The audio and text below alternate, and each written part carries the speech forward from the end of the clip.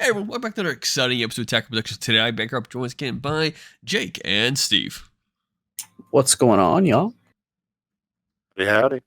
And today's matchup it's Steve versus Aaron. Aaron couldn't join us unfortunately today, so I got Jake in here with us, kind of be a nice little third to ask questions and whatnot. And I played KP, and I know Aaron's build, so I could try to help voice his plays in some degree in this matchup. And once again, Steve is playing SS4 Gogeta. So, like always, his buttons, so frequent, the dev reason.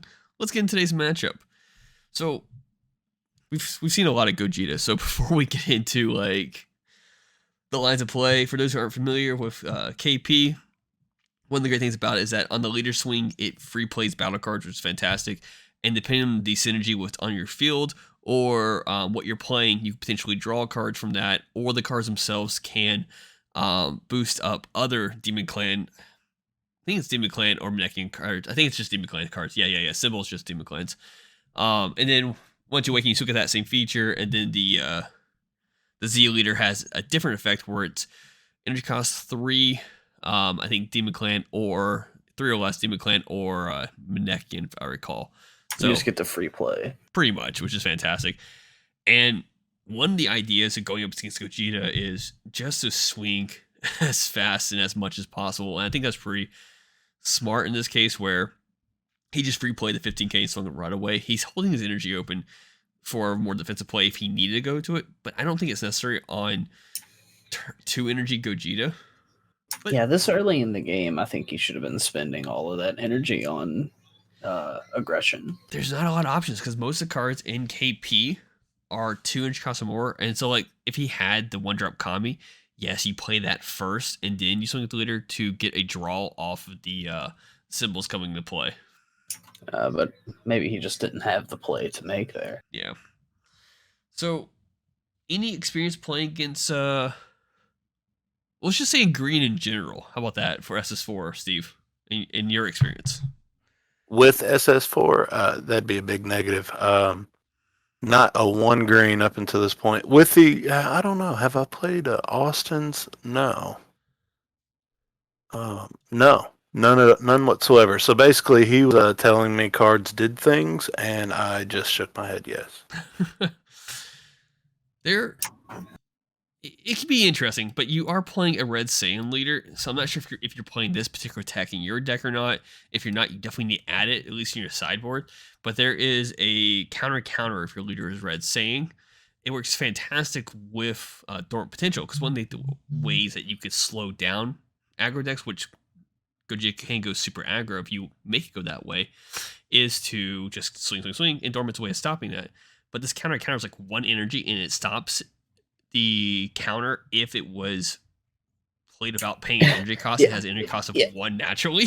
Yeah, it's so specific. I think it's I forget the name. King Vegeta's Royal Ambition, maybe something like that. But anyway, like it's a very niche counter that would be really cool to look into for you, and you can combo it off if you don't need it too, which is nice. Yeah, but I actually had 2 of them side decked and took them out before the tournament. So luck right there. I wasn't expecting to see a green, and not one at all like this Piccolo. Oh yeah. I think it's because I've had time to do much, unfortunately, lately in buildings. I've just been bringing Gotenks over and over and over, and just luckily enough, we've had enough of a variety lately. KP is one of the decks I did get a chance to test with. Before going further, Aaron, as we saw, does tech in the Cell Super Combo. And one of the ideas there is that it helps the deck become more aggro. There are other ways for this deck just to draw naturally, especially once you establish the Kami, which he has not, unfortunately, established a Kami yet. But having the Cell allows him to get a free 10k combo, not free, but I mean get 10k combo on a swing, and then immediately turn around and swing with it, or use it as another combo piece in case he needs it on a more defensive line of play. But you having Yamcha to snipe it out, I think was fantastic. It stopped him from adding extra pressure to you. And I think, as we saw in an earlier video with you, I don't know what it is, but your hand doesn't seem to get as big as normal Gogeta decks. I don't know if we're missing a line of play there or not, but I think what your video, you had a video coming out Monday or Tuesday And I think at the end you only had 4 cards, but I think it was like crazy for a Gogeta deck. Yeah, I was actually using my super combos to try to get cards in my hand. Surprisingly, I must be missing something. Possibly, I'm not sure. Leave in the comments, guys. Let us know. But yeah, I must be missing something. A lot of the times, I'm just not getting or seeing the cards that I want to combo to get the bigger Gokus and Vegetas out. So I'm sort of biding my time until I either go into the red black 8-drop Gogeta or turn 4 Gogeta. So yeah, that's why you see a lot of the times when I play, I'm usually down to 3 or 4 life fairly quick compared to other Gogeta players. But it, I still, it's still turn 4. If I make it to turn 4, I'm pretty golden. Yeah, most Gogeta decks should be golden. The problem is you gotta make sure you get that killing blow in. If you don't, just make sure you survive that crackback. And that's where typically having a higher life is great. And maybe think about it. I haven't been noticing you are drawing or you're doing the search on both turns, right? Because I think it's combo once per turn with Vegeta and Goku, and you get to search top 5. I think. Yeah, and I think there was at least 1 or 2 games on Saturday where I missed the proc and the leader effect. So yeah, I'm working on it. Yeah, that's okay It's though. work in progress, but Oh, nice. That was a nice call on the imposing presence there. yeah, I'm constantly deciding whether or not I should play it early, just so it keeps them from comboing or makes them combo, I should say, if they did want to get through that first initial swing. But a lot of the times I'm holding it back for battle cards, especially if they have dual attack or something. So, unfortunately, Eric couldn't join us here to talk about this interaction. We're about to see a misplay in a second, and it involves the idea of what he just comboed. Aaron's currently looking at his hand, which is the Faded Rifle Goku, which is activate main for 2 green energy. You can play that card. It pops a card in your opponent's field, it lets you do crazy things, but part of that activate main is that you have to send a Saiyan, Earthling, or Manekian card to the bottom of your deck.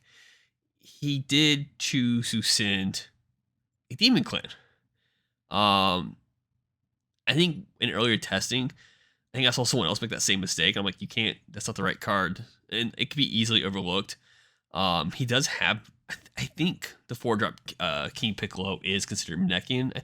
I think in this deck, he could have. I think he has 2 of those. He could have come up with those off instead and been just fine. But yeah, it's just one of those weird nuances that Dragon Ball cards can have sometimes that make them a little bit, just that little bit more difficult to play than they normally would be. yeah. Overall, I think this King Piccolo deck has been, it's seen some success on, a regional level, but I feel like overall it's been kind of overlooked in the format. And I wonder if there's some hidden potential here after, seeing a good solid game of it. Like I didn't get a chance to super look into it when I was doing testing. I think I played it for 2 or 3 solid days when I was doing actual testing, when I was trying to get everyone to hop on Thursdays and do recordings with me. But yeah, I think I've played against it once or twice, in total. Yeah. Pre-release to now.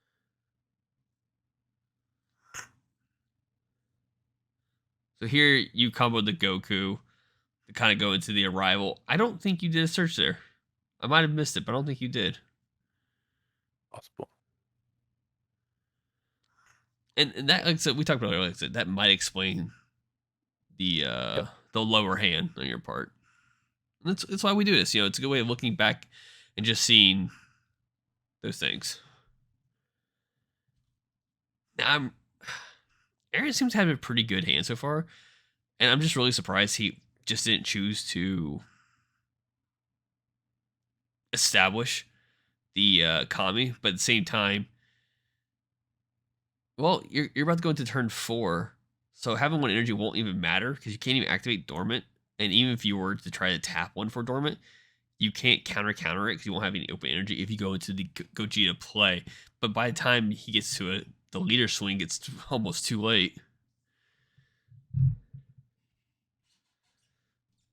Yeah, I'm really interested to see how this next couple of moves plays out. And I will say, Aaron's already burnt 2 super combos. He is trying to add that pressure on early on, but you've been, Steve's been kind of like very conscious of just playing a very defensive play until you're ready to go off from the looks of it. Very smart to stay on your front side for as long as you can too. Wait, you just draw cards, right? On the front side, it's so on the front side on the Awaken, does he restand energy or just draw cards? I do not remember that top of my head. So there's a complication here. We have to make sure. I don't think you had the pieces in your hand, and conveniently, luckily enough, Jimmy was there to kind of help watch over the interaction and what's going on here. But so instead, you kind of change your line of plays. Play the 1-drop Pan, which boosts a red Saiyan, right? By 5k? Yeah, surprising turn 4, correct? Yeah, I did that because at the beginning of the game, I drew 2 of the multicolor 8-drop Gogetas, and I meant to bottom deck one of those with some type of a card effect. I couldn't remember which one it was, and I believe I bottom decked an 8-drop. The red 8-drop instead. I believe that's what I did. So, is that right? Quite possible. But I do like your line of play you're doing here. And we already saw a card in your hand. For those who missed it, he does have Heartfelt Plea in his hand. So we can assume the play going forward here. And because you went ahead and tapped energy straight up ahead, Aaron was able to establish a dormant. I think he's second guessing. Okay, so he changed it to a homicidal clone instead by taking a life, which will put him down to 3, which for him, if I recall correctly, is fantastic for his Z Awaken. Yeah, a little bit smarter of a call here too, to recognize that you've got enough draw power where you can just sit back and survive another turn. Dormant doesn't really put you on any kind of clock. Well, also that Vegeta, actually, sorry, the Z Awaken Piccolo is 2 energy, but that Vegeta I think has crit. So using the dormant, he's still potentially taking a crit, so he's not adding a card to his hand. Yeah.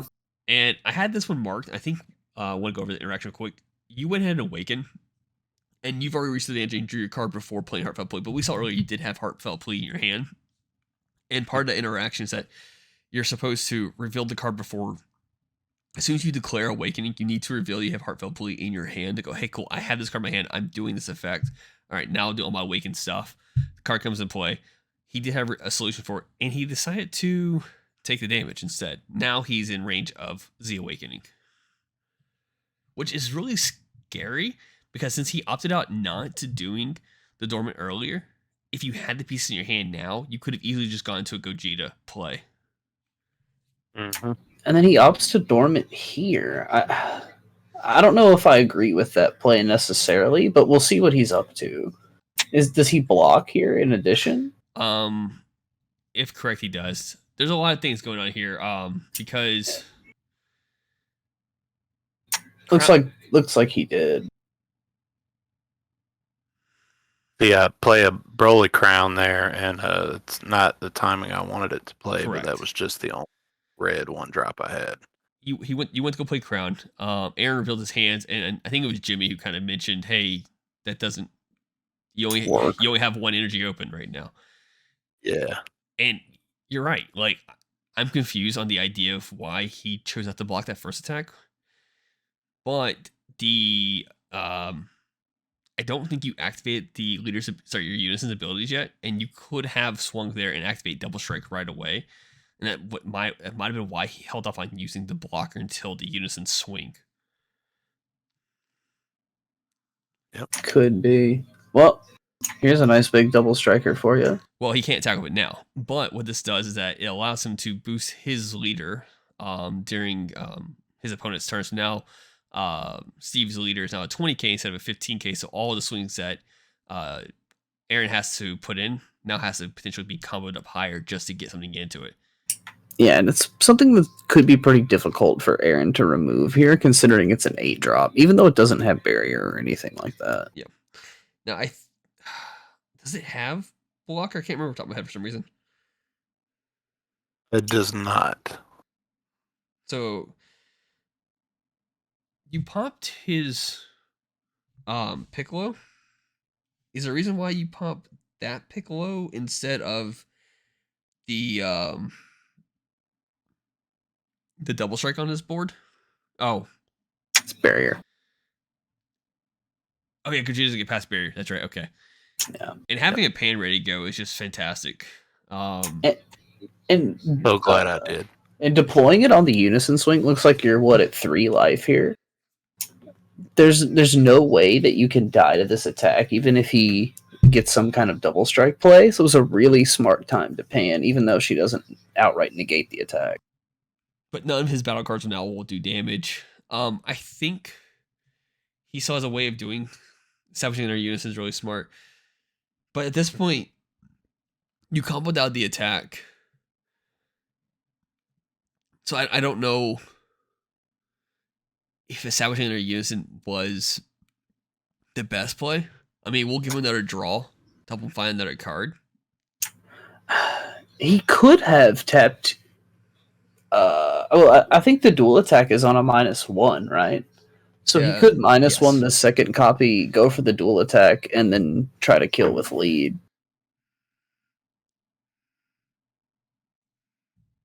But it's really risky, even if Steve's hand size is low. Yeah, because even the Z Awakened leader only gains crit if a King Piccolo card is in your Z energy. This card gains 5,000 power and crit for the duration of the turn. So, and I don't think he has one. It looks like he has 2 Z energy total, and Yeah. it's the drum from earlier and this charismatic Frieza. It may be the old King Piccolo, actually. I keep on calling him Kami for some reason, but it's just his old form. Well, I mean, you're kind of correct. I mean, yeah. Close.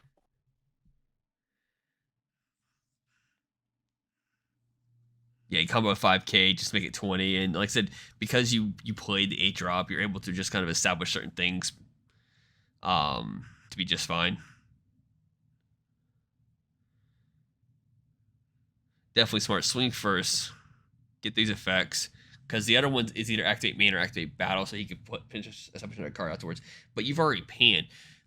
So unfortunately, it doesn't really matter what happens in the situation, and whatever battle card you play or he plays, it's not going to benefit him on this turn. And you've done so well staying at 3 life on all these swings, and he cannot do anything about it. Even like with overwhelmed, like there's nothing he could do about that, unfortunately. Yeah, once. Go ahead. I'm sorry. I apologize. I do not run any overrounds. Well, I was referring to Aaron. Aaron, like no matter what he does at this point, he just played.